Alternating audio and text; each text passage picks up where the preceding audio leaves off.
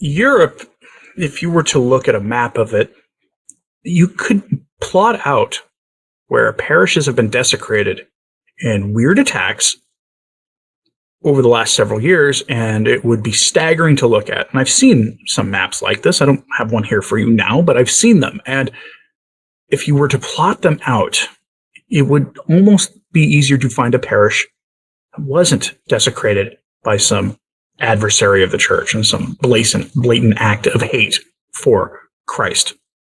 Remember, when they attack the faith, they attack Christ. And these attacks can come from generally two types. You might get a Protestant who is really militant about what they call idolatry and things, but usually if you hear about that coming from a Protestant, it's in the United States. Otherwise, in Europe, they come from two sources. One would be the Saracens, as a priest friend of mine suggests I call them, the crescent moon worshippers and the worshippers of their false prophet. Or they come from the devotees of Satan who think they're not worshiping anything at all. Atheistic types, typically hand in hand or glove in glove with the hammer and sickle adherents. See that a lot in Spain and some other places.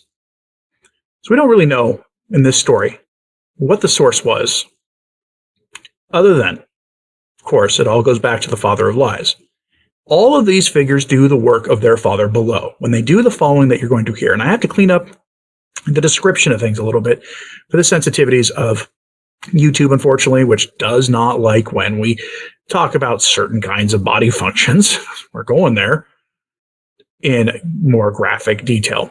So we go to Gloria TV because no one is reporting on this, so I will, from their en.news service, with the unfortunate headline of solid human waste smeared all over church. Now, this happened in a place called Saint-Germain in France. There are a lot of jokes that people make these days about going to France and it being like going to Egypt because of a certain large group of new arrivals. And I will suggest that it wouldn't surprise me if they were the ones who did this. They have no respect for Christ. They think we are committing idolatry because we deny their false prophet and their false God. They have reduced our Lord to being a prophet, which means they don't worship the same God as us, to be clear. And sure, some of the better ones, say beautiful things about Our Lady and our Lord, and Our Lady appears to be working on the false prophets' worshippers because there are large numbers of them becoming Catholic. Thanks be to God on that. That does not mean that things look rosy in France, Germany, and other places, as this story will show you. Now, again, I'm assuming, as you can tell, that that's the group who did this, but it could also be some devotees of the devil. Here are the details. Quote, on the night of 12th to 13th of July, the Church of Saint-Germain in Arudy, France, was the target of desecration. Piles of human waste were found at the entrance and inside the church, including on the floor around the altar. Some of it was smeared beneath the altar cloth that had been torn off. Liquid waste was found on the sacristy door. The parish priest, Abbé Armand Paille, discovered the scene on Sunday morning and filed a police complaint. Describing it as more than just vandalism, he said it was a deliberate attempt to humiliate the church and its faithful. Those who did this wanted to reduce the church and its congregation to the filth they left behind, he told local media. A Eucharist of reparation was held the next day, attended by only a few shocked Catholics. Paille hopes to keep the church open, particularly for pilgrims traveling the way of St. James. The attack is the latest in a series of incidents affecting this church, including theft, broken doors, and damage to sacred objects. St. Germain Church is a Romanesque and Gothic structure dating back to the 12th century. Now, an interesting thing to note here about France, as I mentioned this earlier this week in a video, the French state owns any church property, any rightful church property the French state actually owns that was built from 1905 and earlier, meaning they own that church building.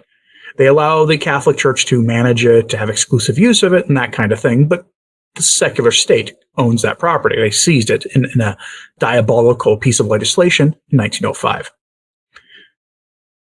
You'd think they'd have some interest in investigating these things. After all, that parish has been desecrated numerous times. But they won't, because they know They know who did this. There's a group of Saracens doing this.